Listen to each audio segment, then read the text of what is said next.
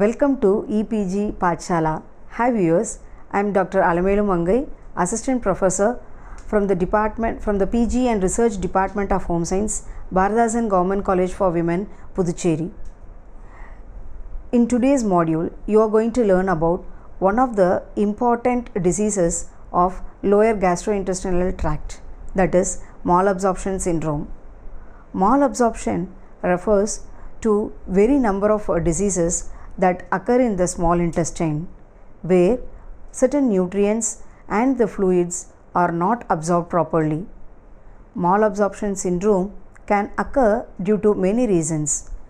It may also be due to infections or sometimes due to birth defects.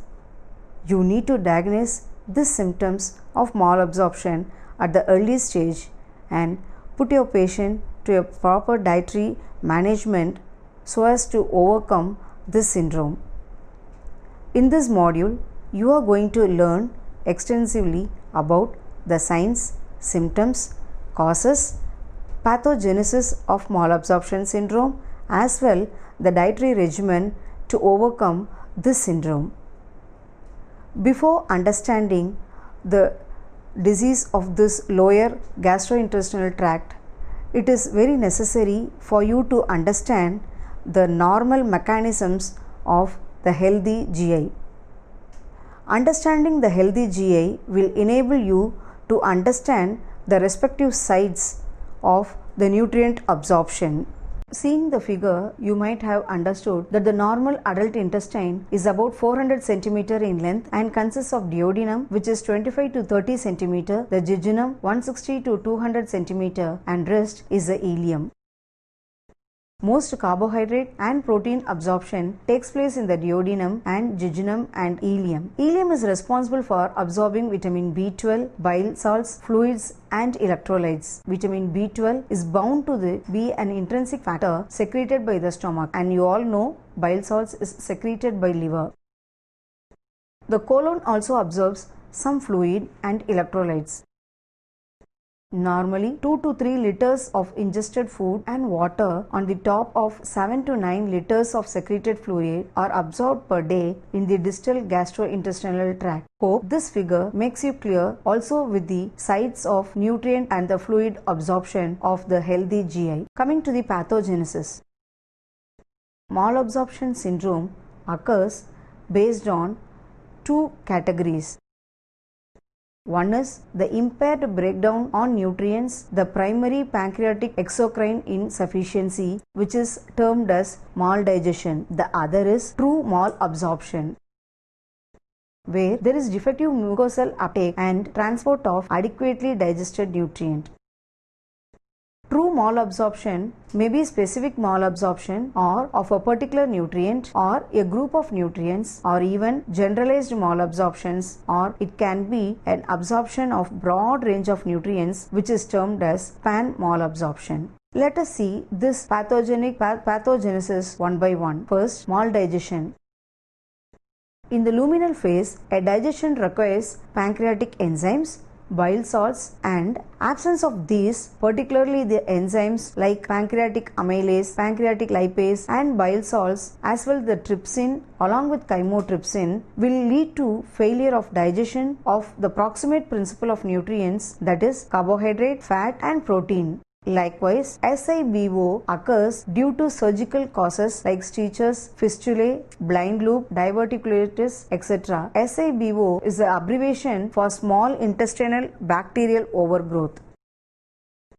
This may also occur due to reduced motility of the gut, which is termed as pseudo-obstruction, and cause maldigestion. Maldigestion occurs by breaking down of bile salts, especially due to deconjugation of conjugated bile salts in the proximal small intestine by the overgrowth of bacteria that leads to brush border enzyme deficiency.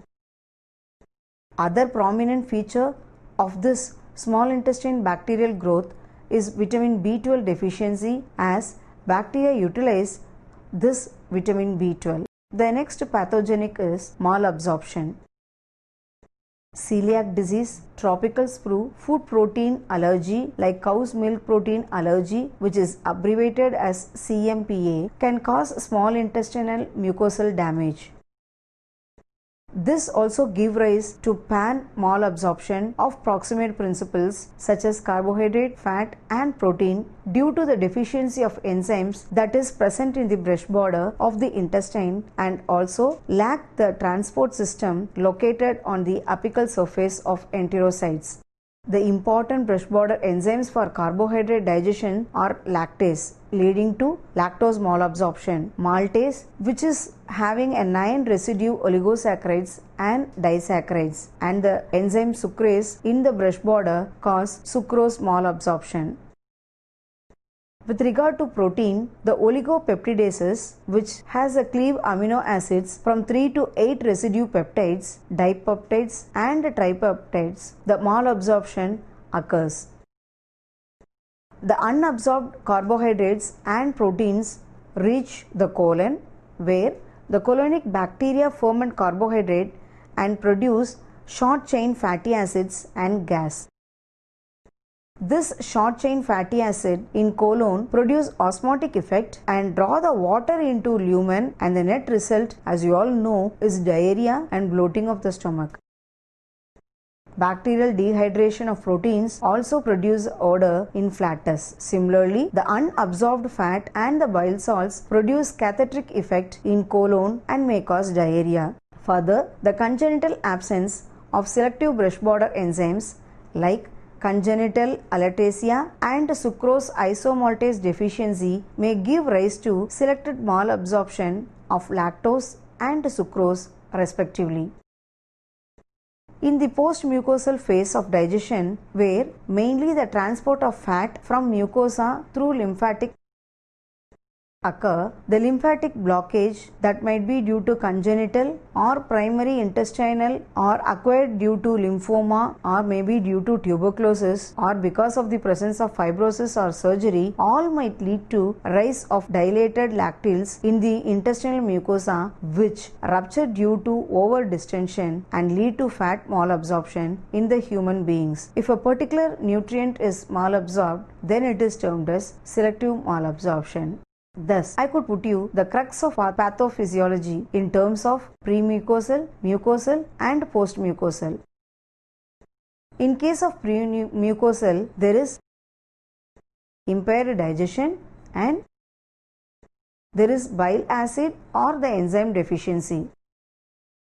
In case of mucosal, there is reduced absorption, bowel resection, and there are diseases affecting absorption. In the post-mucosal, there are two. One is there is altered nutrient transport, the other is vascular or lymphatic abnormalities. Having understood the normal GI as well as with the pathophysiology of malabsorption, let us now proceed to etiology. The etiology of malabsorption syndrome depends on the age and geographical location of the individual.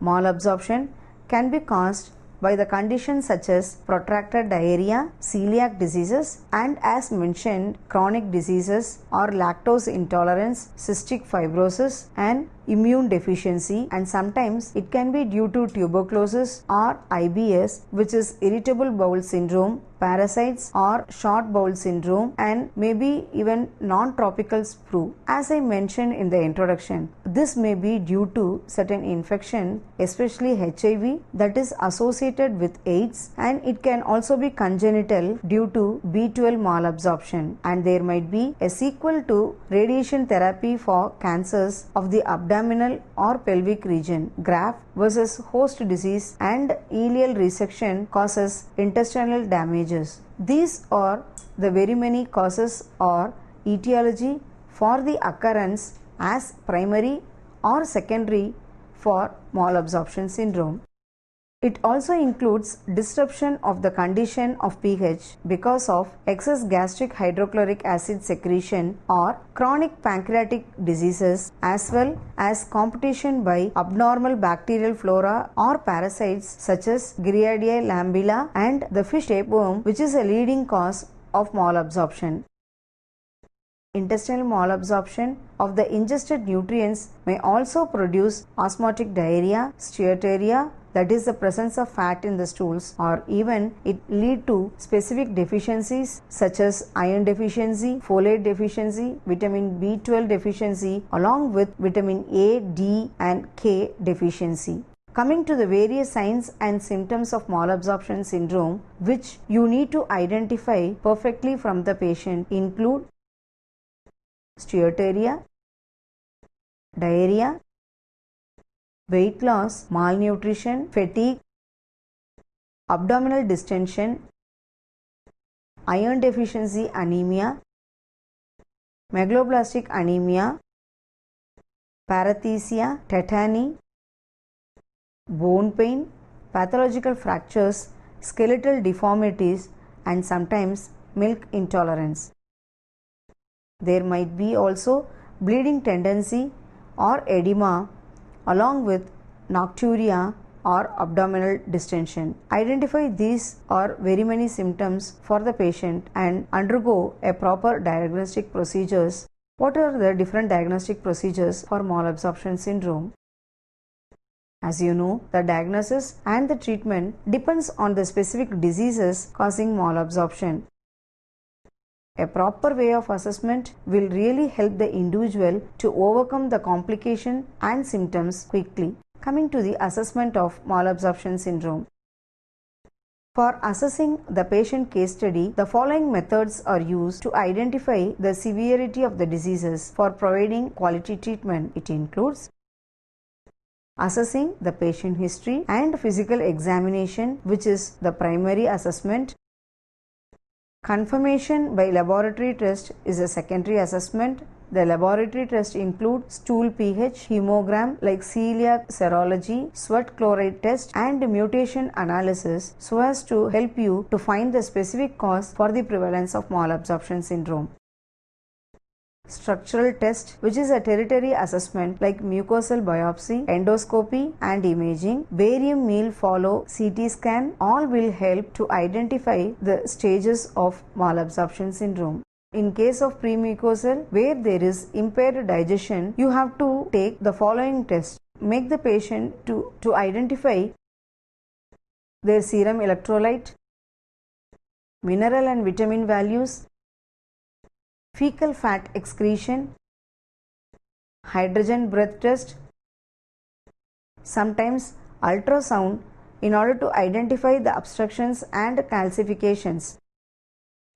In case of mucosal, where there is reduced absorption, you have to subject the patient for bowel resection, understand their report from endoscopy and histology, Xylose test and Zilling's test. In case of postmucosal, where there is altered nutrient absorption, the transport ultrasound or contrast for fistulae can also be recommended for the patient for the diagnosis. Could there be any nutritional problems for the malabsorption syndrome patient? Of course, yes. There are chances for potential nutritional related problems. The first one being anemia due to severe blood loss. Second is narrowing of GI tract leading to bloating of the stomach, nauseating, SIBO and diarrhea. Malabsorption of bile salts of micro and macronutrients also cause due to the inflammation of surgical resection. The food and the anxiety for fear of foods produce a painful associated symptoms like stomach pain, bloating, nausea and diarrhea. Simple ingestion of food will also have adverse symptoms. There might be food and drug interactions. The common nutritional problem might be increased GI secretions and the transit time that leads to diarrhea.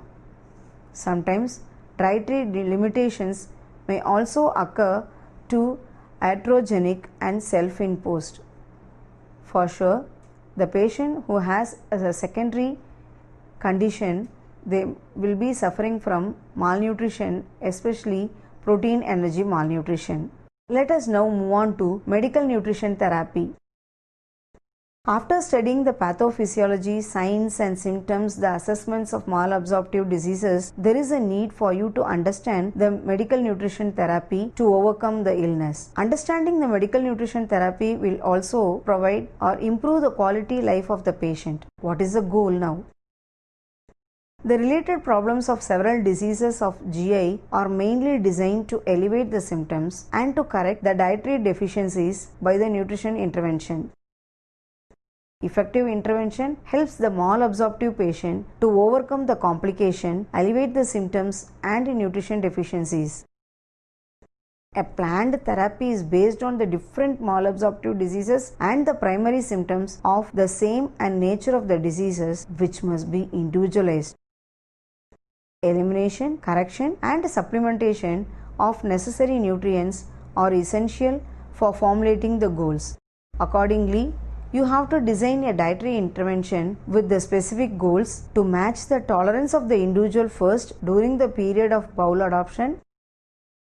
Eliminate certain nutrients or food ingredients which aggravates the allergies and the symptoms. When you reduce the symptom, slowly you can normalize the mucosa and you can re-establish the normal digestive and absorption in the individual patient.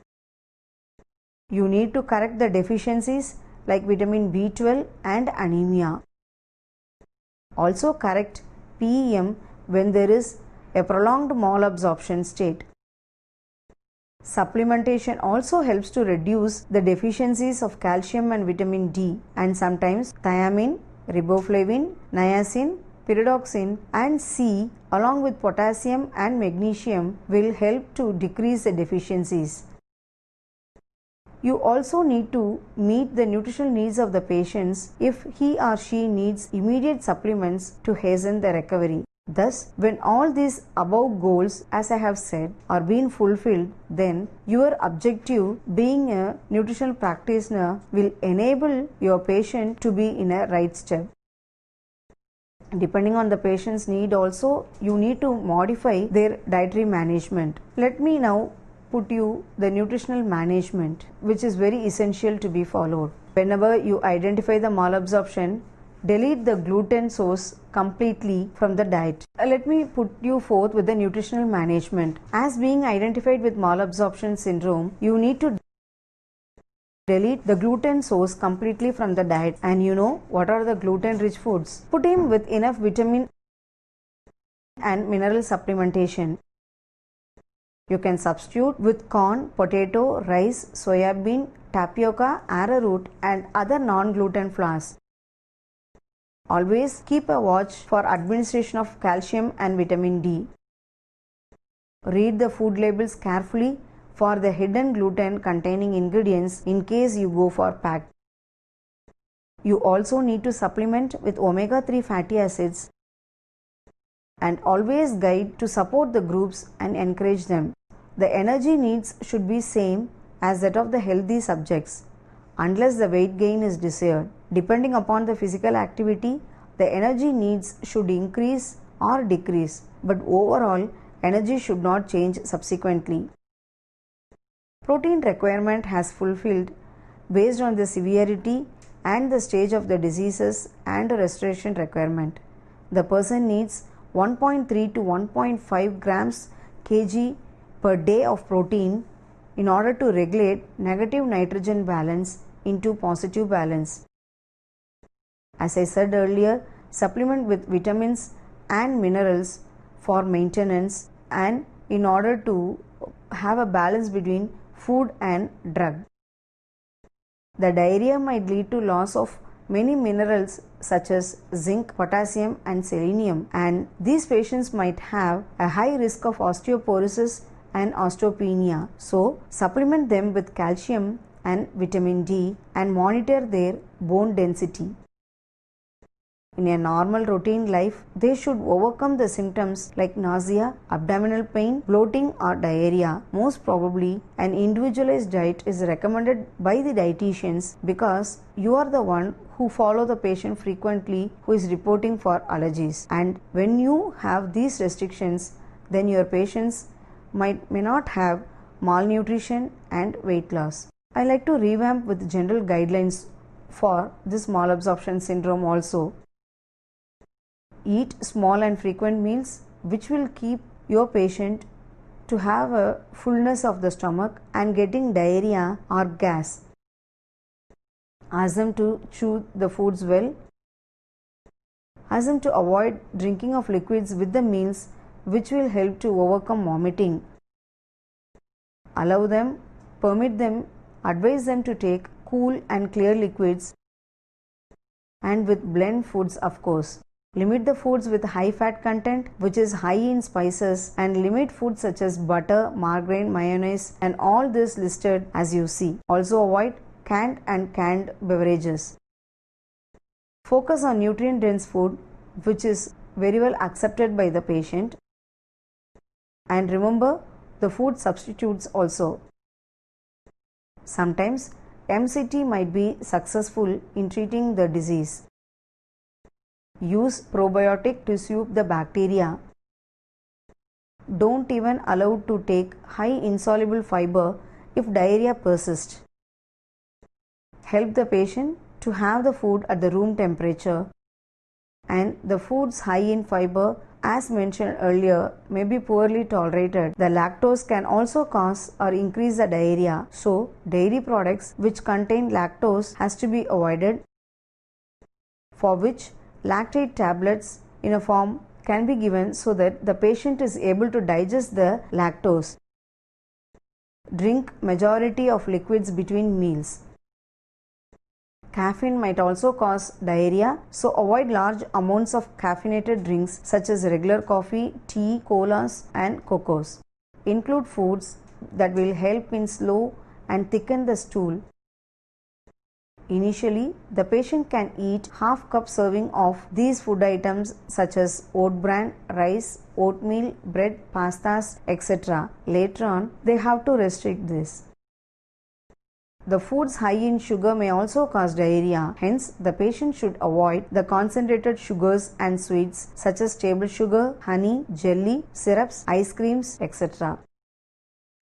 You can dilute the juices with additional water in the first few weeks of eating. If your patient loses large amount of fluid and salts, you need to replace these losses by increasing food intake which is rich in potassium and sodium. So identify these and subject to your patient. Monitor their eating habits and the bowel pattern in order to identify the allergic ingredient. Monitoring helps to determine the amount of calories and the fluid that is required for your patient. Remember, the fat, fiber and lactose could be tolerated depending upon the addition of new foods to the diet at one time. It may take several months depending on the extent of bowel surgery. The tolerance of the food has to get again well.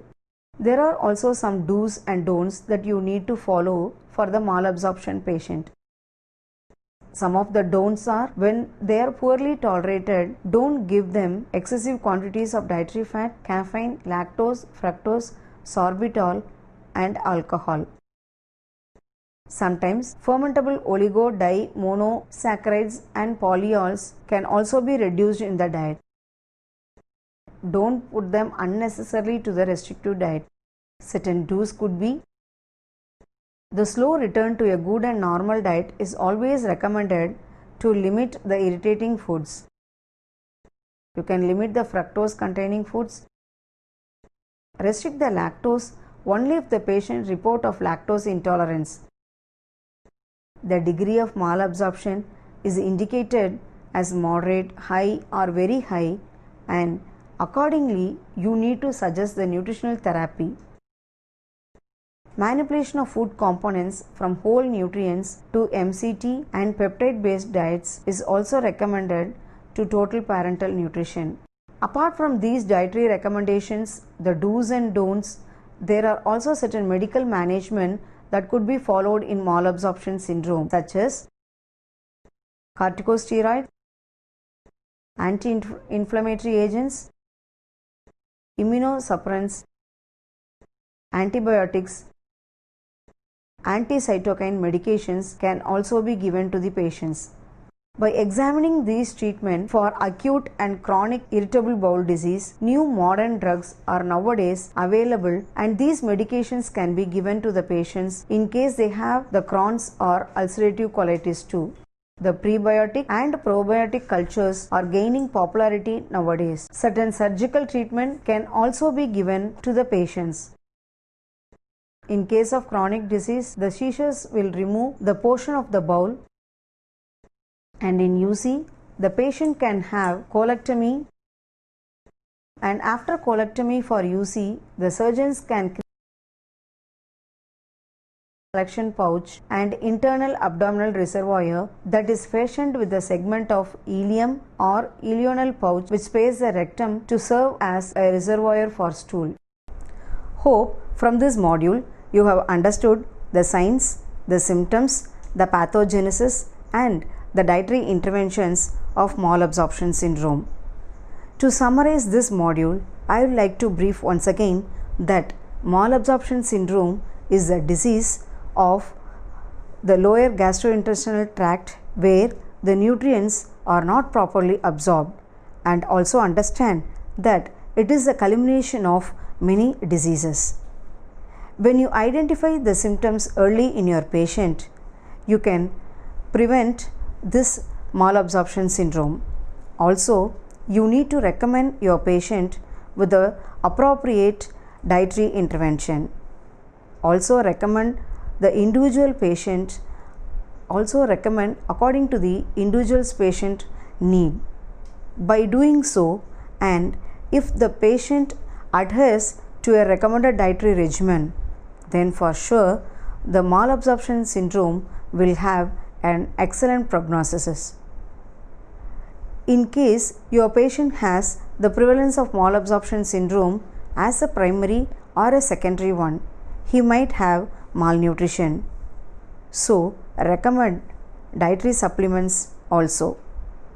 As a dietitian, you continue to focus and give more attention for your patient to be away from this malabsorption syndrome.